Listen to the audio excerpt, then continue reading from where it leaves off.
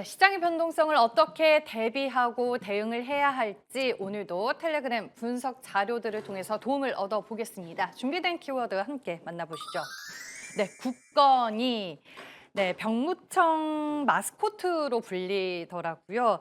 시장의 변동성이 커진 상황에서도 굳건하게 좀 버틸 수 있다라는 평가와 분석이 뒤따르고 있는 섹터 오늘 첫 번째로 짚어볼 거고요.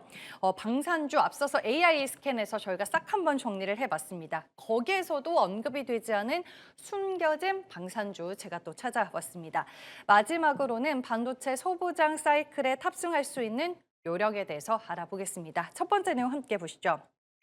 네, 중동발 지정학적 리스크로 시장의 변동성이 커진 가운데 오히려 실적 잭팟을 터뜨리며 시장에서 굳건하게 버틸 섹터로 조선이 언급이 되고 있습니다.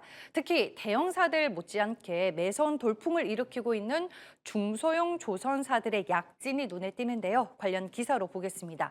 최근에 실적을 발표한 중형 조선 3사의 성적표 좋았습니다.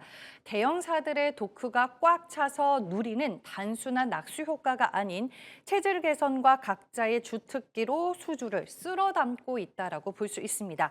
먼저 대한조선은 중국의 저가 공세를 피하기 위해서 주력 선종을 고부가 가치인 수에즈막스급 원유 운반선으로 과감히 업그레이드를 했습니다. 그 결과 올해 전 세계 발주 물량 13척 중에 8척을 독식하며 글로벌 점유율 62%라는 압도적인 성과를 냈습니다.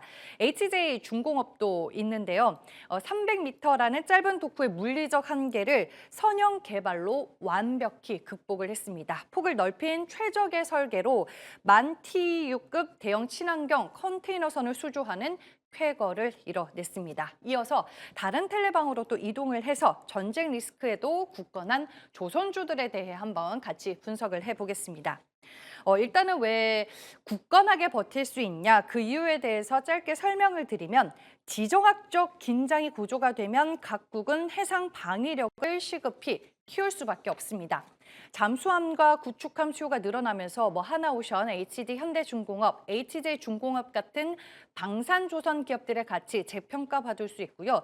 두 번째로는 전쟁으로 기존의 파이프라인 에너지 공급망이 끊기면 살 길은 바다를 통해 에너지를 실어 나르는 것뿐입니다. 천연가스 수요가 해상 운송으로 쏠리면서 HD 현대중공업, 삼성중공업 등의 LNG선과 해양 플랜트 발주가 쏟아집니다. 자연스럽게 여기에 들어가는 LNG 본행제 기업인 한국화봉과 동성 화인텍도 덩달아 튼튼한 방어막을 구축하게 됩니다. 마지막으로 탱커선이 있죠. 중동 리스크 등으로 원유 운반선들이 안전한 항로를 찾아 멀리 우회하게 되면 배가 바다에 떠 있는 시간이 길어집니다. 즉, 배가 더 많이 필요해진다라는 뜻이 되는데 이것은 앞서 말씀드린 대한조선 같은 탱커선 특화 기업에 막대한 일감을 안겨주는 구조입니다. 그럼 대표적인 조선 종목들 주가 흐름 보겠습니다.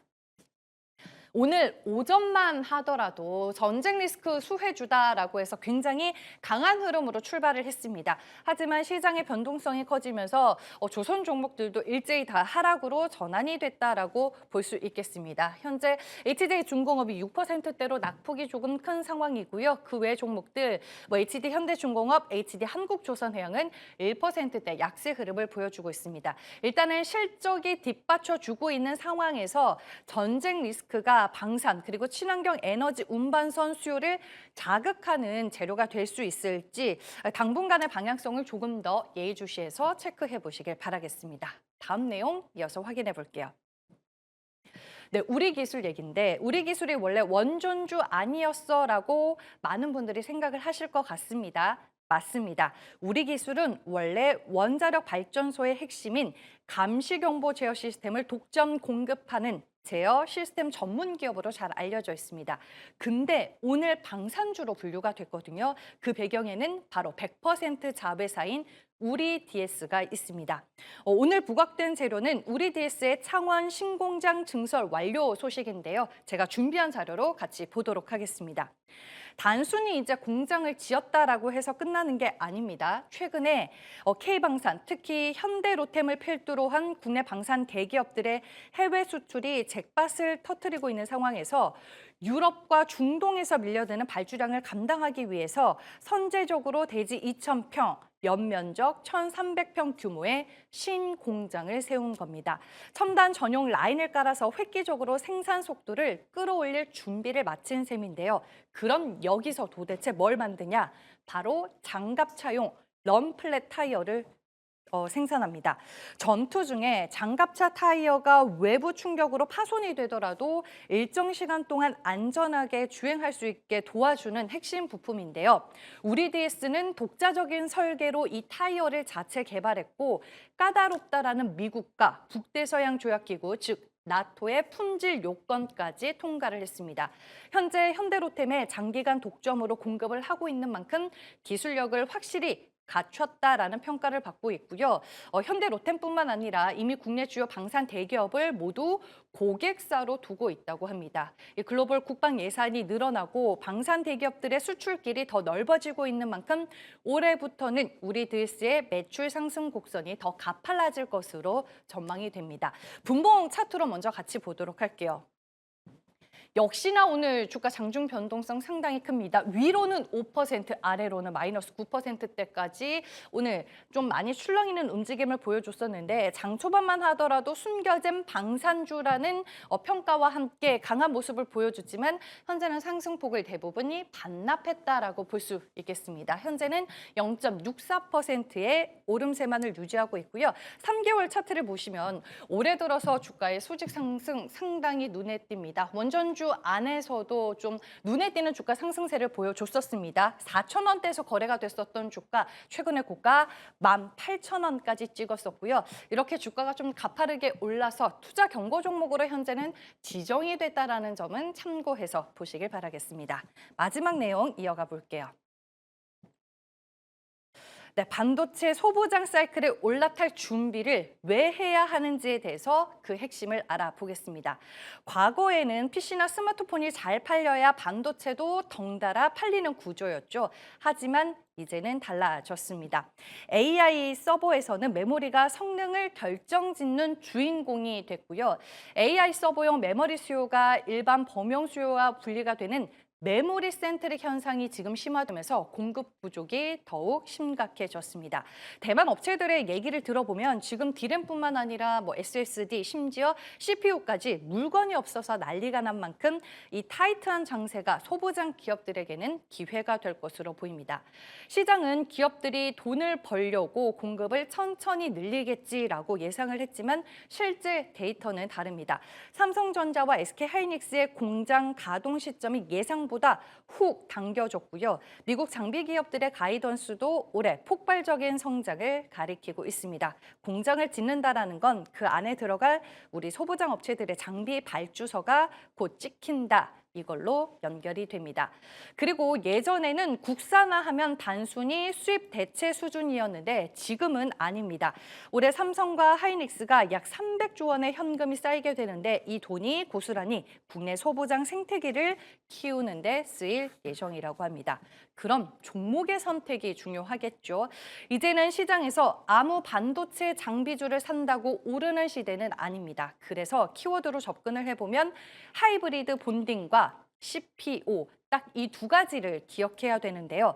하이브리드 본딩은 아시다시피 반도체를 더 얇고 정밀하게 쌓는데 도움이 되는 장비고요. CPO는 데이터 센터에 전기 먹는 하마 현상을 해결해줄 차세대 통신 기술로 꼽힙니다. 거기에 이제 부합하는 기업을 선택하는 게 중요하다라고 얘기를 하고 있습니다. 마지막으로 중국 업체들의 증설 경쟁 속에서 중국 업체 핵심 부품을 납품하고 있는 SNS텍 그리고 TSE도 하나의 투자 아이디어가 될 수 있다라고 텔레방에서는 언급이 되고 있었습니다. 이 조건들에 해당하는 반도체 소부장 종목들 현재 주가 흐름 보겠습니다. 네, 오늘 같은 변동성 속에서도 빨간불로 눈에 띄는 종목들이 있죠. TSE가 현재 구간 4% 넘게 오르고 있고요. 그 외 종목들이 좀 조정을 받고 있는 상황에서 오늘 하나비전과 한미반도체, 유독 하이브리드 본딩 이쪽 장비 쪽에서 주가 낙폭이 상당히 크다. 크다라는 점이 좀 특징적이었던 것 같습니다. 네, 이렇게 해서 세 가지 이슈들 모두 다 알아봤고요. 이제 엠비엔골드 이태호 매니저 만나보겠습니다. 안녕하세요. 네, 안녕하세요. 엠비엔골드 이태호 매니저입니다. 네, 오늘 시장에서 어떤 뉴스 중요하게 보셨을까요? 확실히 지금 시장의 변동성을 강하게 좀 불어넣고 있는 이유가 중동발 지정학적 리스크인 것 같습니다. 관련된 내용을 좀 먼저 말씀을 드려보자면은, 지정학적 리스크가 높아지는 상황에서는 당연히 이제 시장 또한 변동성 확대가 자연스러운 흐름이라고 좀 생각을 하시면 좋을 것 같습니다. 특히나 이제 우리나라 코스피 지수가 연초 대비했을 때 거의 50% 가까이 급등을 했기 때문에 주가에 대한 어떤 위치를 고려를 해보게 되면은 단기 차익 실현 욕구 또한 같이 함께 좀 자극되는 국면이다 보니까 오늘의 하락폭이 상대적으로 다른 아시아 증시 대비했을 때 좀 크지 않나라고 좀 예상을 해볼 수가 있는데 해당 리스크 자체가 우리나라 지수 자체에 중장기적으로 어떤 영향을 미칠 수 있을까? 그 부분을 한번 참고를 해보게 되면은 과거에 2022년도였죠. 러시아와 우크라이나 전쟁이라든지 2023년 이스라엘과 어떤 하마스의 전쟁, 그리고 지난해 미국이 이란 핵시설을 공격했을 때 당시 사례들을 쭉 고려를 해보게 되면은 대부분 이제 초반 변동성에 따른 지수 자체는 하락을 보여줬긴 했지만 일주일 이내로 낙폭을 좀 대부분 회복했던 사례들을 좀 가지고 있습니다. 또 하나가 이제 2010년 이후로 중동발 지정학적 리스크가 지수 자체에 중장기적인 영향을 미친 강도가 그렇게 크진 않기 때문에 해당 이번 이슈 자체도 뭐 장기적으로는 물론 이제 해당 흐름들을 계속해서 고려해 봐야겠지만 현재까지의 흐름들을 좀 고려를 해보게 되면은 낙폭 과대에 따른 저가 매수가 충분히 유입되지 않을까. 물론 이제 호르무즈 해협 봉쇄 리스크에 따른 원유 급등 우려감이 여전히 존재합니다. 근데 이런 부분도 이란의 입장에서 좀 생각을 해보게 되면은 전쟁에 대한 자금줄 문제로 인한 전면 봉쇄는 길게 끌고 갔을 땐 굉장히 부담스럽다라고 볼 수 있을 것 같고요. 원유 급등 이후에 이제 오펙에서도 4월 증산에 대한 재개 검토 소식들이 나와주고 있기 때문에 뭐 가장 이제 최악의 시나리오가 아니라고 하면은 유가 상방 또한 단기적일 가능성이 높기 때문에 오히려 오늘 같은 시장에서는 전쟁 관련해서의 어떤 방산이나 조선이나 이런 쪽들이 강하게 부각받고는 있지만 그런 쪽을 쫓는 매매보다는 오히려 기존 주도주 내에서 실적 기대감들이 좀 존재하는 그런 종목들은 분할 매수로 접근하는 기회로 좀 활용하는 게 좋지 않을까라는 말씀을 드리고 싶습니다.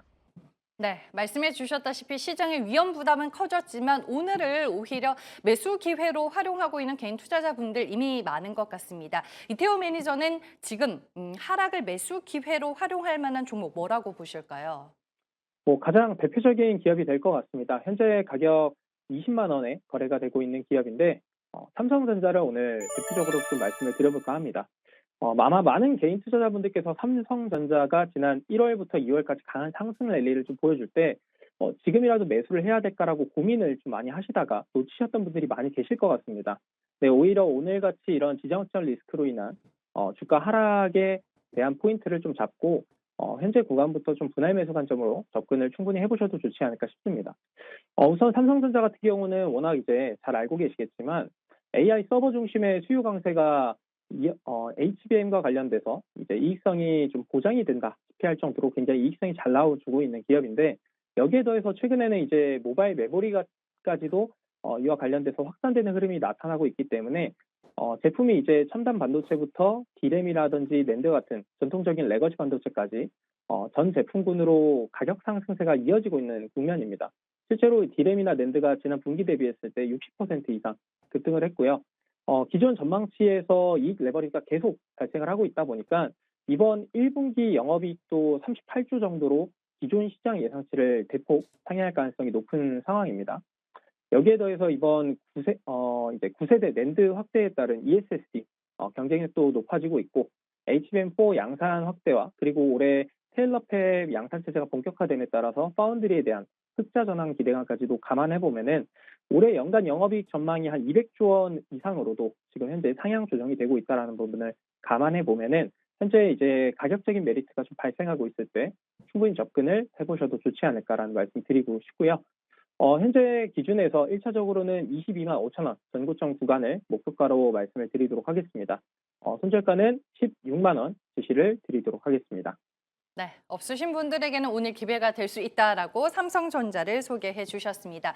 2월 초에 소개해 주셨던 HD현대가 오늘 장중에 신고가를 또 터치하기도 했었습니다. 종목 리뷰와 함께 이태호 매니저 만날 수 있는 방법 알려주시죠. 네, 오늘 HD현대가 추가적으로 신고가 랠리를 또 보여주고 있는 상황인데 다음 목표가 35만 원 제시를 드리도록 하겠습니다. 오늘 온라인 공개 방송 4시 50분에 또 준비가 되어 있습니다. 4시 50분에 유튜브에 이태호 검색하셔서 입장하시면은 오늘같이 힘든 시장에서 앞으로 좀 더 저가 메리트가 있는 기업과 업종이 어떤 것들이 있는지 자세하게 좀 풀어드릴 예정이니까 4시 50분 온라인 공개 방송 많은 시청 부탁드리도록 하겠습니다. 지금까지 MBN 골드 매니저 이태호였습니다. 감사합니다.